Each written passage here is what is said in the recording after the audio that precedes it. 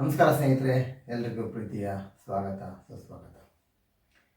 ಇವತ್ತು ಜನವರಿ 8 ಹಲವಾರು ವಿಶೇಷ ದಿನಗಳನ್ನು ಕುರಿತು ಅಂತ ಹೇಳ್ಬೋದು.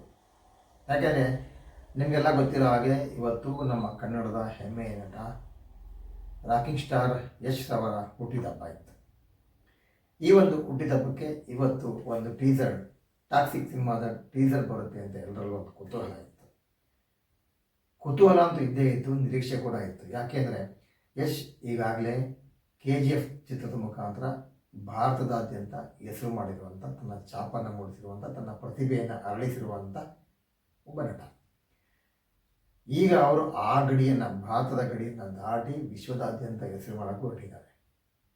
ಅದು ಏನು, ಯಾವುದೇ ಡಬ್ಬಿಂಗ್ ಸಿನಿಮಾದಿಂದ ಅಲ್ಲ, ಕನ್ನಡ ಮತ್ತು ಇಂಗ್ಲೀಷ್ ಸಿನಿಮಾದ ಮುಖಾಂತರ ಹಾಲಿವುಡ್ಗೂ ಕೂಡ ಲಗ್ಗೆ ಇಡೋದಕ್ಕೆ ನಮ್ಮ ಹೆಮ್ಮೆಯ ನಟ ಯಶ್ ಹೊರಟಿದ್ದಾರೆ. ಎಲ್ರಿಗೂ ಒಂದು ಕುತೂಹಲ ಯಾಕಿತ್ತು ಅಂತ ಆಗಲೇ ಹೇಳಿದೆ. ಯಾಕೆಂದರೆ ಈಗ ಆಲ್ರೆಡಿ ಈ ಸಿನಿಮಾ ಟೀಸರ್ಗಳು ಬೇರೆದೆಲ್ಲ ಬಂದಾದಮೇಲೆ ಏನಿರ್ಬೋದು, ಹೇಗಿರ್ಬೋದು ಅನ್ನೋ ಒಂದು ಕುತೂಹಲ ಇರುತ್ತೆ. ಏನು ತೋರಿಸ್ಬೋದು ಅಂತ ನಿಜಕ್ಕೂ ಇವತ್ತು ಆ ಕುತೂಹಲಕ್ಕೆ ತೆರೆಯಿತು. ಅದರಿಂದ ಒಂದಷ್ಟು ವಾದ ವಿವಾದ, ಮಾತು ಕತೆ, ಆಶ್ಚರ್ಯ ಉಟ್ಕೊಂಡಿದೆ. ತುಂಬ ಜನ ಹೇಳೋದು, ಇದು ಬೇಕಿತ್ತಾ, ತುಂಬ ಅತಿ ಆಯಿತು, ಸೆಕ್ಸ್ ಸೀನ್ಗಳು ಬೇಕಿತ್ತ. ಇದು ಹೇಳಿ ಕೇಳಿ ಕೇವಲ ಕನ್ನಡ ಸಿನಿಮಾ ಅಲ್ಲ, ಇಂಗ್ಲೀಷ್ ಭಾಷೆಯಲ್ಲೂ ಕೂಡ ನಿರ್ಮಾಣ ಆಗ್ತಾ ಇರುವಂಥ, ನೇರವಾಗಿ ಇಂಗ್ಲೀಷ್ ಭಾಷೆಯಲ್ಲಿ ನಿರ್ಮಾಣ ಆಗ್ತಾ ಇರುವಂಥ ಚಿತ್ರ. ಹಾಗಿದ್ದಾಗ ಅಲ್ಲಿನ ಜನರ ಮನಸ್ಥಿತಿಗೂ ಕೂಡ ಸಿನಿಮಾ ಮಾಡಬೇಕಾಗತ್ತೆ. ನಿಮಗಾಗಲೇ ಗೊತ್ತಿರೋ ಹಾಗೆ ದಶಕಗಳಿಂದ ಇಂಗ್ಲೀಷ್ ಸಿನಿಮಾಗಳಲ್ಲಿ ಈ ಹಸಿ ಬಿಸಿ ದೃಶ್ಯಗಳನ್ನು ತೋರಿಸ್ಕೊಂಡೇ ಬಂದಿದ್ದಾರೆ. ಅಲ್ಲಿ ಕಾಮನ್ನು, ನಮಗೆ ಹೊಸದು, ನಮ್ಮವರಾಗಂತ ಇಂಗ್ಲೀಷ್ ಸಿನಿಮಾಗಳು ನೋಡಿಲ್ವಾ? ಬೆಂಗಳೂರಲ್ಲಿ ಅಷ್ಟೇ ಯಾಕೆ, ಕರ್ನಾಟಕದಲ್ಲಿ ಬಿಡುಗಡೆ ಆಗಿರುವಂಥ ಇಂಗ್ಲೀಷ್ ಸಿನಿಮಾಗಳನ್ನ ನೋಡಿಲ್ವಾ, ಗೆದ್ಸಿಲ್ವಾ? ಅವ್ರಿಗೆಲ್ಲ ಗಲ್ಲಾಪಟ್ಟಿಗೆ ದುಡ್ಡು ಮಾಡಿಕೊಟ್ಟಿಲ್ವಾ? ಹೀಗಿರುವಾಗ ಈ ಸಿನಿಮಾದ ಬಗ್ಗೆ ಮಾತ್ರ ಯಾಕೆ ಚರ್ಚೆ ಆಗ್ತಿದೆ? ಕೆಲವರು ಇಷ್ಟಪಟ್ಟಿದ್ದಾರೆ, ಕೆಲವರು ಇಷ್ಟಪಟ್ಟಿಲ್ಲ, ಅದು ಅವರವರ ಅಭಿಪ್ರಾಯ. ಯಾಕೆಂದರೆ ಭಾರತ ಒಂದು ಮಡಿವಂತರ ದೇಶ, ಮಡಿವಂತಿಕೆ ಜಾಸ್ತಿ ನಮ್ಮಲ್ಲಿ ಇದೆ. ಇಲ್ಲಿ ಯಶ್ ನಮ್ಮ ನಟ ಈ ರೀತಿ ತೋರಿಸ್ಬಿಟ್ಟಿದ್ದಾರ ಅನ್ನೋ ಒಂದು ಕುತೂಹಲ, ಮಾತು ಕತೆ ಇದ್ದೇ ಇರುತ್ತೆ. ನಿಜ, ಅದೇನು ತಪ್ಪಲ್ಲ ನನಗೆ. ಆದರೆ ನಾವು ಸ್ವಲ್ಪ ಯೋಚನೆ ಮಾಡಬೇಕಾಗತ್ತೆ. ನಮ್ಮ ಒಬ್ಬ ನಟ, ನಮ್ಮ ಕನ್ನಡದ ಮಣ್ಣಿನಲ್ಲಿ ಬೆಳೆದಂಥ ಹುಟ್ಟಿದಂಥ ಹುಡುಗ ಒಂದು ಸೀರಿಯಲ್ ಮುಖಾಂತರ ಕಲೆ ಕೈ ಬೀಸಿ ಕರೆಯುತ್ತೆ. ಒಂದು ಸೀರಿಯಲ್ ಮುಖಾಂತರ ಮುಖಕ್ಕೆ ಬಣ್ಣ ಹಚ್ಚಿದಂಥ ಯಶ್ ಸಿನಿಮಾ ಸಣ್ಣ ದೊಡ್ಡದು ಒಂದೊಂದು ಸಿನಿಮಾ ಒಂದರಿಂದ ಒಂದು ಮೇಲೆ ಹೋಗ್ತಾನೆ ಇದ್ದಾರೆ. ಹಿಂದಿರುಗಿ ನೋಡಲಿಲ್ಲ. ಪ್ರತಿಯೊಂದು ಸಿನಿಮಾನು ಸ್ಟೆಪ್ ಬೈ ಸ್ಟೆಪ್ ಇವತ್ತು ಹಾಲಿವುಡ್ ರೇಂಜಿಗೆ ಒಬ್ಬ ಕನ್ನಡದ ನಟ ಸಿನಿಮಾ ಮಾಡೋ ಮಟ್ಟಕ್ಕೆ ನಿಂತಿದ್ದಾರೆ. ಖುಷಿ ಪಡಬೇಕಂದ್ರೆ ಇಲ್ಲಿ ಇನ್ನೊಂದೇನು ಖುಷಿ ಪಡಬೇಕು ಅಂದರೆ, ಇಂಗ್ಲೀಷ್ ಸಿನಿಮಾ ಇದ್ದರೂ ಕೂಡ ಹಸಿ ಬಿಸಿ ದೃಶ್ಯಗಳಿರೋ ನಿಜ ಆದರೂ ಕೂಡ ಇಲ್ಲಿ ಬಿಸಿಯಾದ ದೃಶ್ಯ ಆದರೆ ಹಸಿ ದೃಶ್ಯಗಳಿಲ್ಲ. ತುಂಬ ಅಂಥ ತೋರಿಸಲೇಬಾರದು ಅನ್ನೋಂಥ ದೃಶ್ಯ ನನಗಂತೂ ಅನ್ನಿಸ್ತಿಲ್ಲ. ಅಲ್ಲಿ ಒಂದು ಕ್ರಿಯೆ ನಡೀತಾ ಇದೆ, ಆ ಕ್ರಿಯೆಯ ಹಾವಭಾವಗಳನ್ನು ತೋರಿಸಿದ್ದಾರೆ. ಕ್ರಿಯೆಯನ್ನು ತೋರಿಸಿಲ್ಲ, ಕ್ರಿಯೆ ಆಗ್ತಿದೆ ಅನ್ನೋದು ಜನಕ್ಕೆ ಮನದಟ್ಟಾಗಲಿ ಅಂತ ಕೆಲವು ದೃಶ್ಯಗಳು ತೋರಿಸಿದ್ದಾರೆ. ಅದು ಕೂಡ ಒಂದು ಟ್ಯಾಲೆಂಟ್ ಅಲ್ಲದೆ. ಈಗ ಒಬ್ಬ ಹೀರೋ ಬಂದ ತಕ್ಷಣ, ಕಾಲಿಟ್ಟಿದ ತಕ್ಷಣ ಮರಳು ಧೂಳು ಎಲ್ಲ ಎದುರುತ್ತೆ, ಎಲೆಗಳೆಲ್ಲ ಹಾರಾಡುತ್ತೆ, ಜನಗಳೆಲ್ಲ ಎದುರು ಹೋಗ್ತಾರೆ. ಇದೆಲ್ಲ ಹಳೇದಾಯ್ತಲ್ವ. ಈ ಥರನೂ ತೋರಿಸ್ಬೋದು ಅಂತ ತೋರಿಸಿದ್ದಾರೆ. ಅಂತ ಏನು ತಪ್ಪೇನು ಅನಿಸಿಲ್ಲ. ನೋಡೋರು ಅವ್ರವ್ರ ದೃಶ್ಯಗಳು, ಅವರವರ ಕಣ್ಣಿನ ದೃಶ್ಯ ಹೇಗಿರುತ್ತೆ, ಅವ್ರ ಮನಸ್ಸಿನ ಭಾವನೆಗಳಿರುತ್ತೆ, ಅವ್ರ ದೃಷ್ಟಿ ಹೇಗಿರುತ್ತೆ, ಅದ್ರ ಮೇಲೆ ಡಿಪೆಂಡ್ ಆಗುತ್ತೆ. ಬರೀ ಇದ್ರ ಬಗ್ಗೆನೇ ಯಾಕೆ ಯೋಚನೆ ಮಾಡಬೇಕು?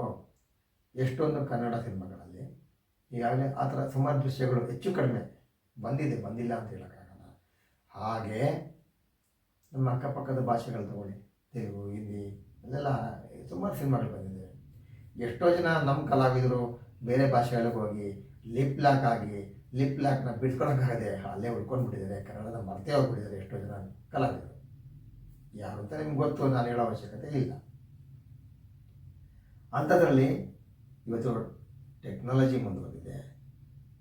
ದಶಕಗಳಿಂದ ನಮ್ಮ ಅಪ್ಪನ ಕಾಲಗಳಿಂದ ಎಲ್ಲರಿಗೂ ಗೊತ್ತಿರುತ್ತೆ, ಇಂಗ್ಲೀಷ್ ಸಿನಿಮಾಗಳಂದರೆ ಹಂಗೆ ಇದ್ದೇ ಇರುತ್ತೆ. ಅದು ನೋಡ್ಕೊಂಡು ಬಂದಿದ್ದೀವಲ್ಲ, ಇದಕ್ಕೆ ಮಾತ್ರ ಯಾಕೆ? ನೋಡೋರು ನೋಡಲಿ ಬಿಡಿ.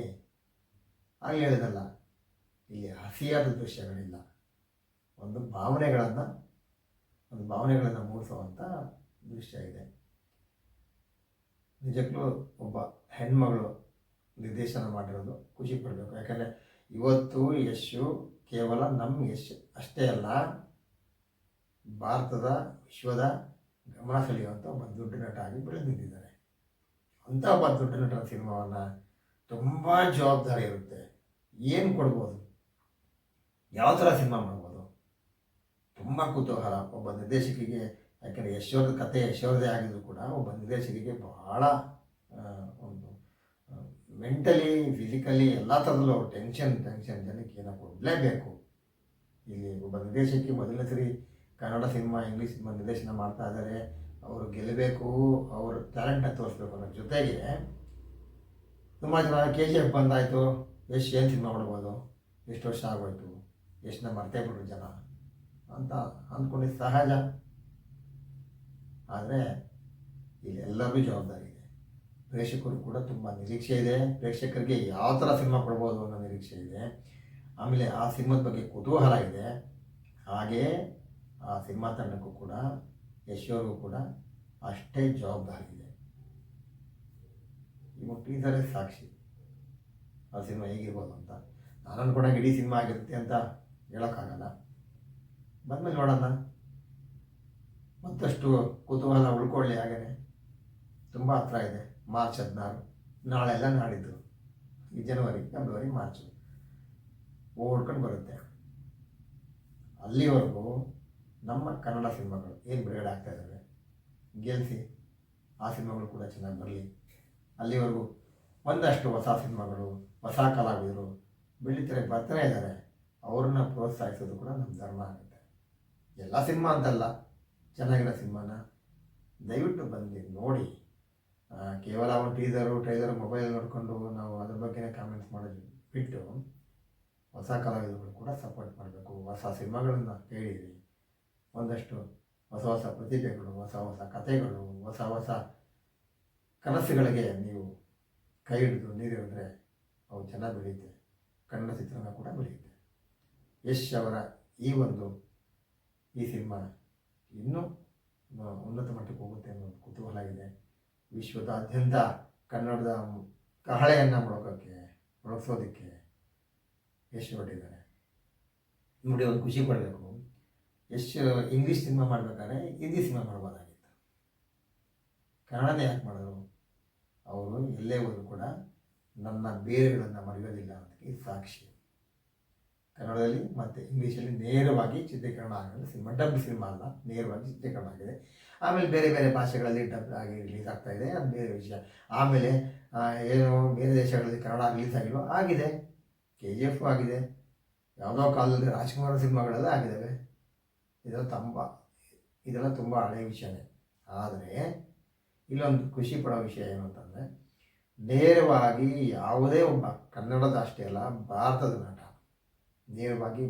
ನಟ ಒಂದು ಇಂಗ್ಲೀಷ್ ಸಿನಿಮಾಕ್ಕೆ, ಒಂದು ಹಾಲಿವುಡ್ ಸಿನಿಮಾಕ್ಕೆ ನಾಯಕನನ್ನಾಗಿ ನಿರ್ಮಾಣ ಮಾಡಿಕೊಂಡು ಸಿನಿಮಾ ಮಾಡಿಲ್ಲ. ಮೊಟ್ಟ ಮೊದಲಿಗ ಯಶ್ ಅಂತ ಹೇಳ್ಬೋದು. ಇದು ಹೆಮ್ಮೆ ವಿಷಯ ಅಲ್ವೇ? ಖುಷಿ ವಿಷಯ ಅಲ್ವೇ? ಬನ್ನಿ, ಯಾರೋ ಟೀಸರ್ ಇಷ್ಟ ಆಗಿದೆ ಕಾಮೆಂಟ್ಸ್ ಮಾಡಿ, ಇಷ್ಟ ಆಗಿಲ್ಲದೆ ಇದ್ದವರು ಕಾಮೆಂಟ್ಸ್ ಮಾಡಿ. ನಿಮ್ಮ ವಾಕ್ ಸ್ವಾತಂತ್ರ್ಯ. ಈಗ ಏನು ನಮ್ಮಲ್ಲಿ ಈ ಫ್ಯಾನ್ ವಾರ್ಗಳು ಅದು ಇದು ಅಂತಿರಲ್ಲ, ಇವತ್ತು ಯಶ್ ಯಾವ ವಾರ್ಗಳು ಸಿಗ್ದಂಗೆ ಎಲ್ಲ ಫ್ಯಾನ್ಗಳಿಗೂ ಖುಷಿ ಆಗೋ ಥರ ಹೊಡಿತಾರೆ. ಈ ಫ್ಯಾನ್ ವಾರ್ಗಳು ಬೇಕಾಗಿಲ್ಲ. ನಮ್ಗೆ ಬೇಕಾಗಿದ್ದು ಮನೋರಂಜನೆ ಅಲ್ವೇ? ಆ ನಟನ ಕಲಾವಿದರು, ಈ ನಟನ ಅಭಿಮಾನಿಗಳು, ಆ ನಟನ ಅಭಿಮಾನಿಗಳು ಅವ್ರನ್ನ ಬೈಕೊಂಡು ಇವ್ರನ್ನ ಬೈಕೊಂಡು ಟೈಮ್ ವೇಸ್ಟ್ ಮಾಡಿಕೊಂಡು, ಆಮೇಲೆ ಮನೆಯರ ಹೆಣ್ಮಕ್ಳನ್ನೆಲ್ಲ ಕರೀತಾರೆ ಕೆಟ್ಟದಾಗ, ಅವ್ರ ಅಮ್ಮ ಅಕ್ಕ ಇವ್ರು ಹಂಗೆ ಅವ್ರು ಹಂಗೆ. ಯಾಕೆ ಬೇಕು ಗುರುವೆ? ನಮಗೆ ಮನೋರಂಜನೆ ಬೇಕು. ನಮ್ಮ ನಟರು ಯಾರೇ ಸಿನಿಮಾಗಳು ಮಾಡಲಿ ಬಿಡಿ, ಎಲ್ಲರಿಗೂ ಬೆಂಬಲಿಸೋಣ, ಎಲ್ಲರನ್ನೂ ನೋಡೋಣ, ಎಲ್ಲರನ್ನೂ ಖುಷಿ ಪಡ್ಸೋಣ. ಅವರೆಲ್ಲ ಬೆಳೆದ್ರೆ ನಿಮ್ಮ ಗುರುಗಳು ನಿಮ್ಮ ಅಭಿಮಾನಿ ಅವರ ಅಭಿಮಾನಿ ಅಂತೀರ ನೀವು, ಅವ್ರಿಗೆ ಯಾಕೆ ಬೈಕ್ ಅಂತ ಕೇಳಬೇಕು ನಾವು. ನೋಡಿ ಇವತ್ತು ಯಶ್ ಇದನ್ನೆಲ್ಲ ದಾಟಿ ಮುಂದೆ ಹೋಗ್ತಾ ಇದ್ದಾರೆ. ಇನ್ನೂ ತುಂಬ ದೊಡ್ಡ ಮಟ್ಟಕ್ಕೆ ಯಶ್ ಬೆಳೀಲಿ ಅಂತ ಹೇಳ್ತಾ, ಮಾರ್ಚ್ 16ನೇ ತಾರೀಕು ಸಿನಿಮಾ ಬಿಡುಗಡೆ ಆಗ್ತಾ ಇದೆ. ಒಂದಷ್ಟು ಕುತೂಹಲಗಳನ್ನು ಉಳಿಸ್ಕೊಳ್ಳೋಣ, ಸಿನಿಮಾ ನೋಡೋಣ, ಮತ್ತೆ ಭೇಟಿಯಾಗೋಣ.